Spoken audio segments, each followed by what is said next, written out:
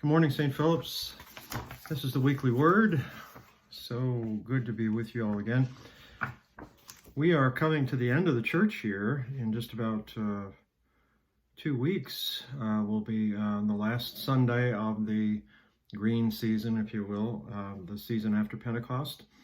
The Sunday of Christ the King is the 22nd, I believe, and then the 29th of November is the first Sunday of Advent. So that is coming up. That's we live this countercultural life as Christians, or prayer book Christians, or liturgically minded Christians, and that our year doesn't start on January 1. It starts with the first Sunday of Advent, and then we follow the cycle through the stories of Jesus' birth and his life and Holy Week, and then the life of the church and the months after that. So just to be prepared and thinking about Advent coming up. And, it just happens to coincide with the Thanksgiving and Christmas season here in America. And so all that's good stuff. And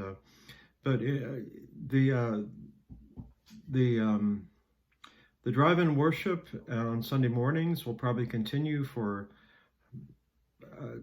a few Sundays. It's getting cold, of course, so we won't be able to do it outside when it's so cold. Vestry will be meeting on the 22nd of November to make a decision about where to move with that. We are well aware that cases of COVID are increasing all over the country and also in Tennessee, so that will factor significantly. In fact, that's probably the main factor that Vestry will take into account when deciding where to go with in-person worship. So we'll be praying about that and pray for the leaders of the church. We appreciate that. In terms of being prepared, that's sort of the message of this Sunday's gospel. Jesus is talking about the 10 bridesmaids who were keeping company with the bride, waiting for the return of the bridegroom, and some of them had oil and some didn't, and it can be a little bit of a confusing parable, but I think it really has to do with just being prepared and being awake for life. And I have spent so much of my life sleepwalking through life. Maybe you're like me, and you've had that experience too. We're also scattered, especially during this time, doing two and three things at once. Checking our email while putting the groceries away, while feeding the dog, while who knows what else. That's how you lose your car keys, right? You put them down and forget where you put them. But Jesus' message to these bridesmaids and ultimately to the church, to his followers, is wake up. Don't sleepwalk through life.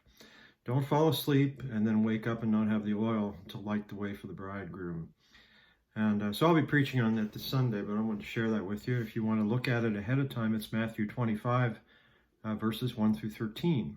And we're getting to the end of these parables. We've had many, many weeks of Jesus speaking in parables. And again, we will be going to Christ the King Sunday on the 22nd and the first Sunday of Advent and beyond. We've got some guest preachers coming up in Advent, so that's going to be a beautiful thing. And looking forward to hearing from them. And, let's all pray for our country, of course. We're so divided, and there's tension. There's no question about it. But I believe that cool heads will prevail, and I believe in this democracy in this country, and I believe we will make it through, no matter how things end up or how the election goes.